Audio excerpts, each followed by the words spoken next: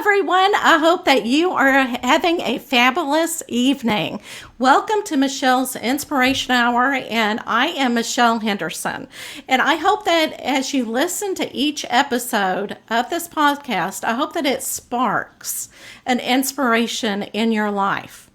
Now, I know that it is November, and it is a month that we tend to reflect and have gratitude for the things that we have.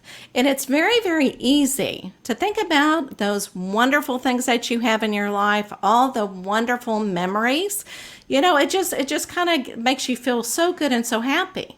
However, life is life, right? So what if you are grateful for those not so fun memories, those memories that were horrible and that you're thinking, how did I make it through? Those are the ones, though, that actually shape you as a person. So the challenge this month is not only to feel gratitude for your life, for things in your life that make it easy for you, but also those ones that you want to escape from. So think about it. Would you be the same person without these painful memories? Try to accept the good, the bad, and the ugly memories. I know that's a huge challenge that we have. Well, we have a wonderful guest. Today we're going to hear from Chancellor Jackson. I'm going to tell you all about him before I bring him on, though, first. He is an amazing young man. And while I was doing research, reading his book, I was going, oh my gosh, this man has lived so many lifetimes, even though he is, again, so young. But he was born in Georgia to Native American parents and attended Stetson University.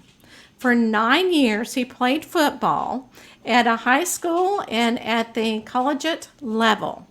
After graduating with a bachelor's degree in communication and media studies, Chancellor lived abroad in China from 2018 to 2019.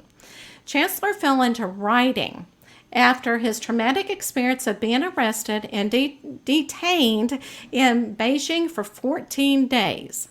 His book, 14 Days in Beijing, has ranked #1 over 15 times on Amazon in multiple genres. Chancellor has also released a romantic saga about a man's first step towards getting emotional intelligence, titled You Love and You Learn, which I absolutely love that title, and then Real Love Never Dies, and now available on Amazon. So let's bring Chandler on. I think this is just so amazing. Thank you so much for coming on. Hey, man, I appreciate you. That was an amazing introduction. The video, the speech, everything. I appreciate you for sure. Oh, well, you're welcome. You're welcome. I love it because to me, even though you know that you're, an inspiration, you feel good about it, you need to be recognized for it, that type of thing. And it's a lot of work to, you could have just sat back and thought, you know what, I'm not going to share my story with the world, but you did. And it does take a lot of work. It takes a lot of strength. And because you're putting yourself out there. Yeah. And you've really got to put the trust into it. Trust God, trust the process. Absolutely. So why don't we talk about your journey? So what made you, after college, a lot of people will go, you know what? I do want to explore the world, but there for a while, maybe I need to work. But you did both. Yeah. You thought, you know what? I'm going to discover the world, and I'm going to work. What made you choose China? World. So, honestly, once football came to an end for me, November 2017, I started applying for jobs immediately. You know what I mean? I was at a crossroad, honestly, because it's like, all right, Chancellor, you've identified as a student athlete and as a football player for a good portion of your life. And now that's no longer the case. Oh, bro, wow. Who are that's you? hard to leave that. It's like, bro, who are you? Who are you? Yes. What's next? What do you want out of life? Who do you aspire to be? What do you aspire to be? But what do you even like? What do you even like doing? Like, what's your purpose? I couldn't answer any of these questions. So I knew it was going to be a journey, just redefining myself, but I had to start somewhere. So I just started applying for jobs, and mainly it was corporate positions I was applying for initially. And I'm landing interviews, getting flown out, put in hotels, the whole nine. You know what I'm saying? The whole shebang. I did this process for about 8 months, but could not seem to land a position. And Wow. I done graduated. I'm back home. Like, I done did everything the quote unquote textbook way. And now I still got the short end of the stick. Like, bro, something got to shake. I know something will, though. I just got to just stay down, keep trusting the process, keep applying for jobs.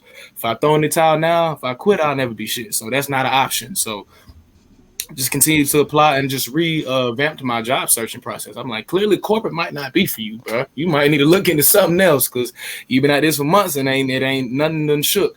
So that's why I switched up my approach. And I just like, what are you good at? You good with working with people, talking with people. So social work. So I just typed in social work on the search engine and hit enter. I'm on LinkedIn, hit enter, and going through the filters. And I saw this tab that I never noticed before. And it said international. I said, why haven't I thought to look outside the U.S. for opportunities? Let me see what's going on outside these borders. And that's when I came across the position to teach English to children in China. I'm like, man, that sounds lit.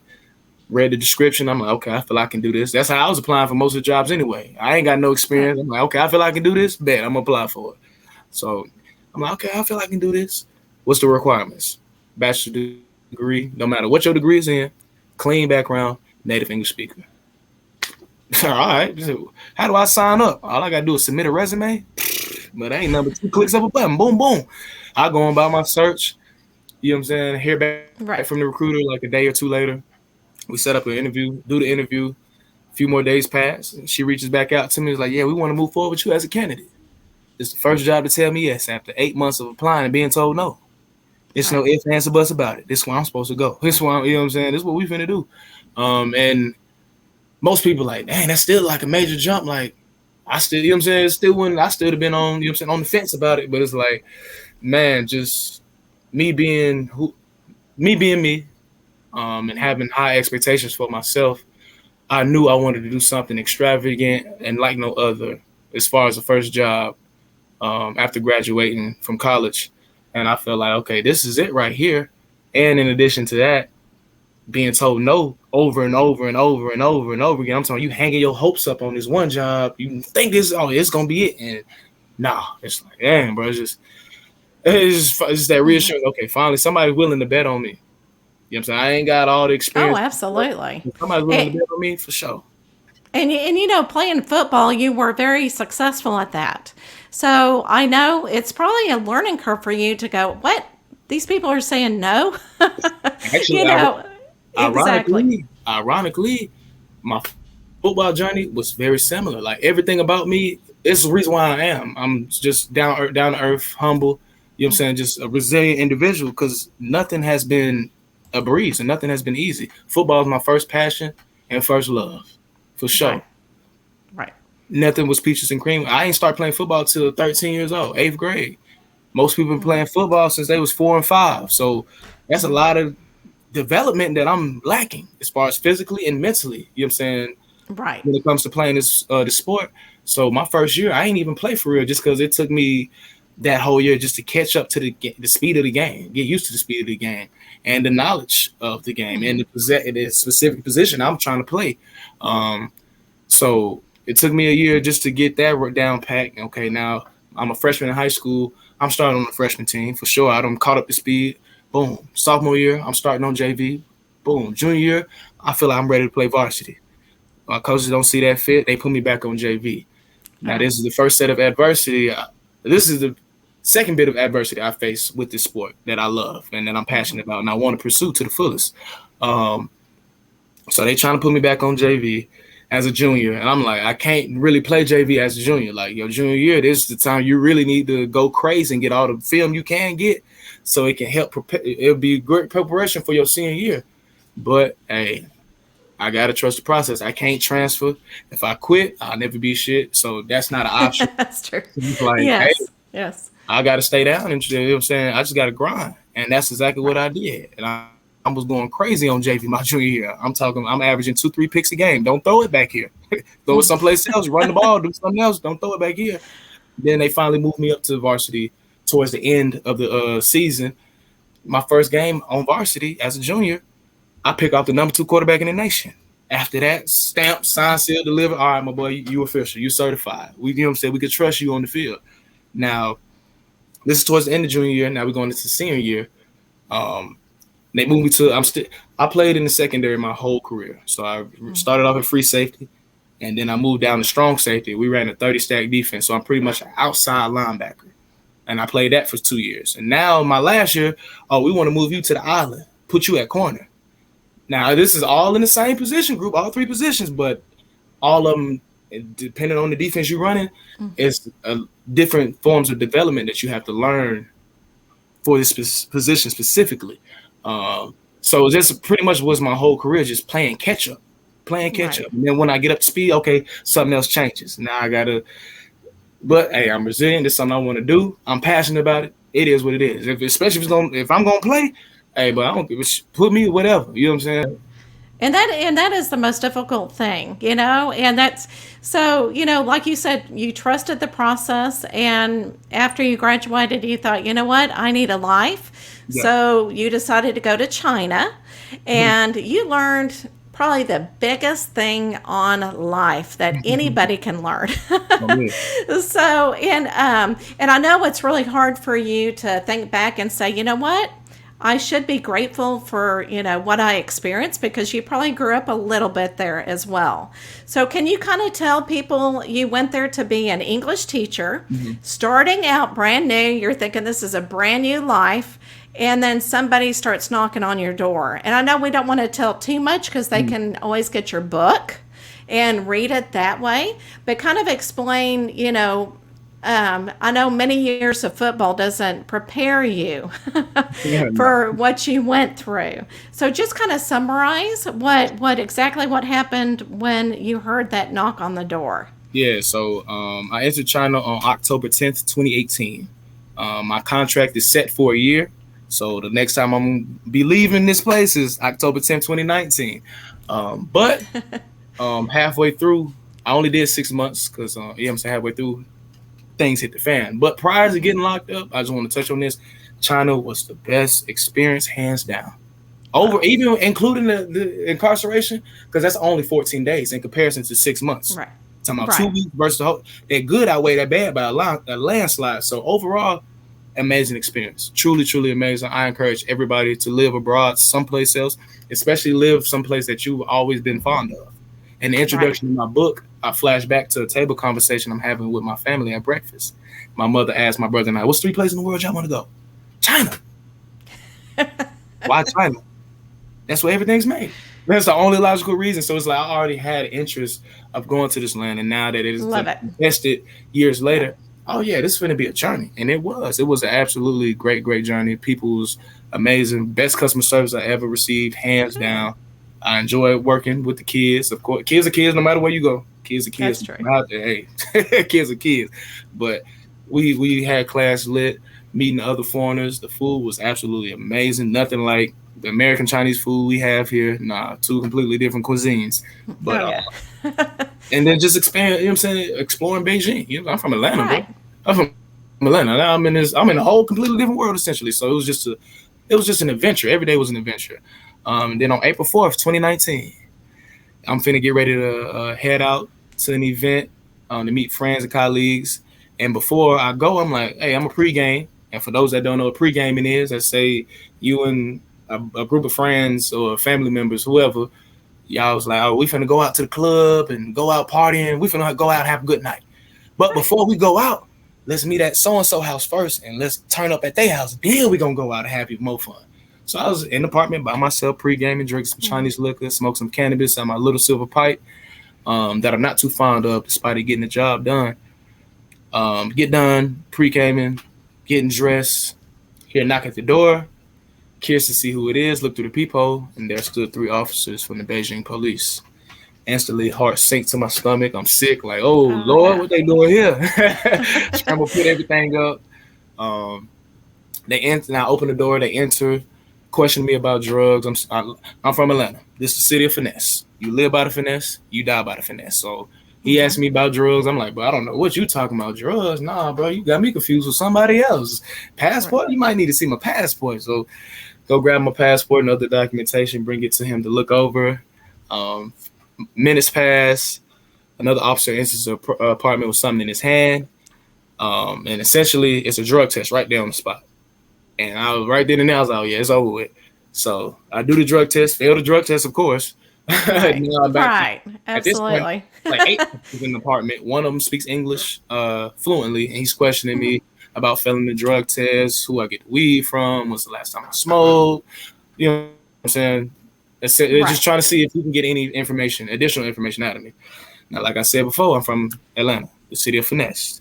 Yes. Finesse, Yes. you die by the finesse. So me and him just going back and forth. I'm shooting shit with him. First thing that come to my mind, I'm just blurting out. It got to the point where I was catching myself lie, so I knew he was catching me lie. But I'm like, hey. Well, you're just trying to survive. You know what I'm saying? I mean, you're young, and anybody could have gone through the exact same experiences you have, you know, because you're young and you're experiencing life, you're having fun. And yeah, so I can understand that. And I did read that in your book, and I'm going, you know what? It's called survival. So I think whatever can go through your mind or whatever. But what is something, I know that you spent 14 days there, and I'm going to show the book so that everybody can, because I don't want to tell too much, you know, because they need to read the book, right? But that first one is 14 days in Beijing, and you pretty much go through each day. And what I did is I listened to it on audiobook, and I loved it because you were the one that was the narrator for it. And I could feel that emotion, you know, of everything that you talked about. And when somebody else would talk, you did great of changing your voice, kind of like in drama. And I'm thinking, oh my gosh, he has missed his calling. he should have been in drama or whatever. But yeah, so if people want to listen to you on that book, audio book, it really makes a huge difference. Yeah. So, and it really does, you know, explain quite a bit of what you went through. And I can't imagine being, you know, so young and wanting to conquer the world. So what is something that you really learned in your life experience going through this, you know, horrific experience?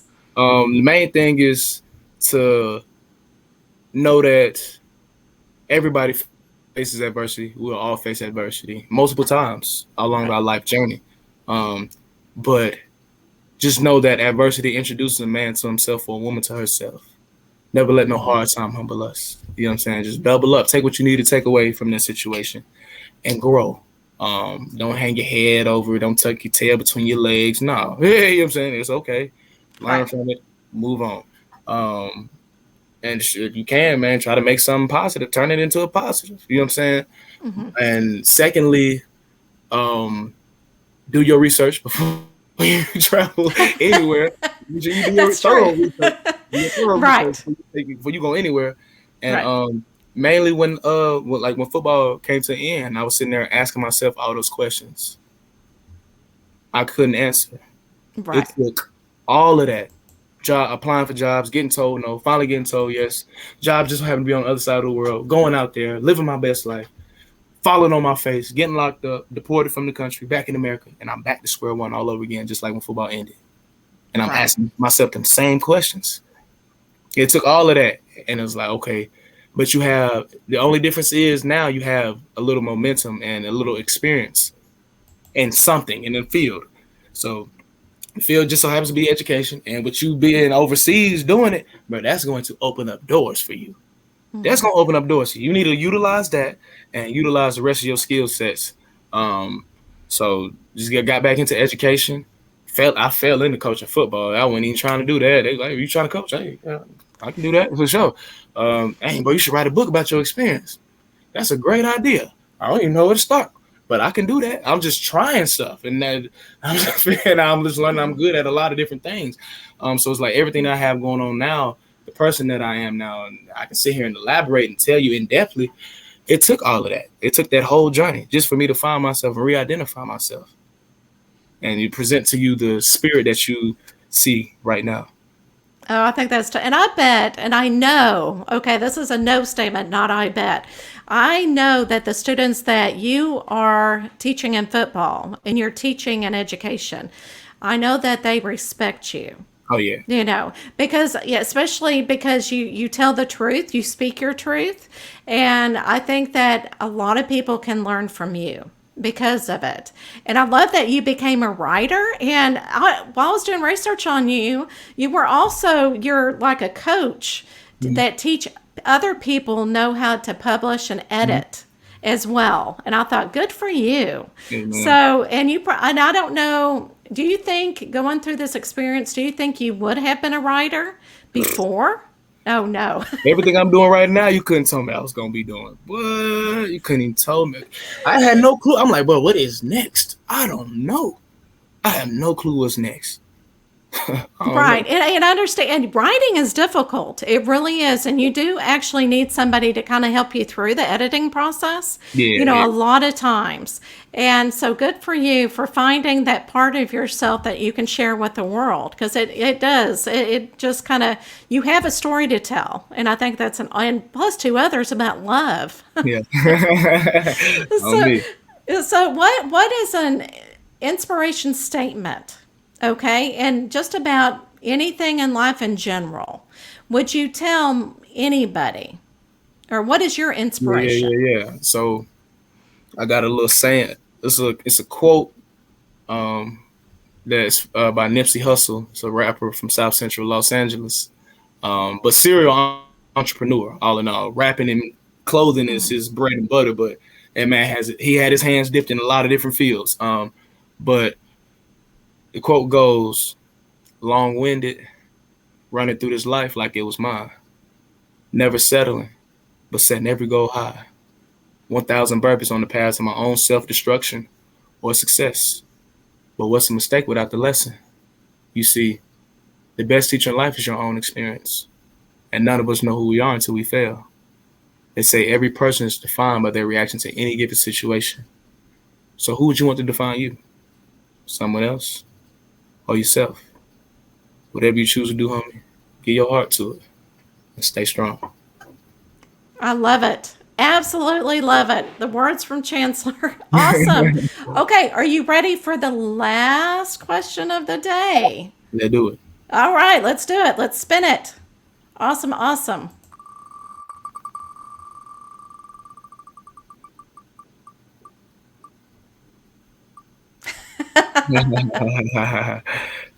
All right, so do you Hey, know your astrology sign?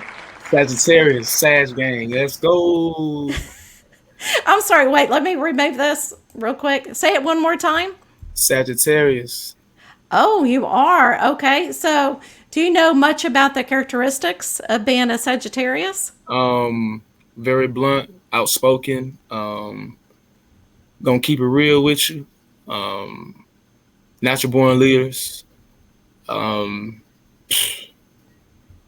we could be assholes. We can also be, you know what I'm saying? I love it. Yeah, We also be that breath of fresh air for you as well at the same absolutely. time. So it's like, and I'm the very first day of Sagittarius. You know what I'm saying? Oh, well, cool. My birthday Okay, a I couple love days. it. I Yeah, love and see that's so good that you knew, because I was going to say I guess you see yourself in all of those oh yeah, characteristics. yeah, yeah, for sure. For sure, true Sag. True and true. Okay, well, thank you so much for being on the program. I know that a lot of people will be touched and just at all with you.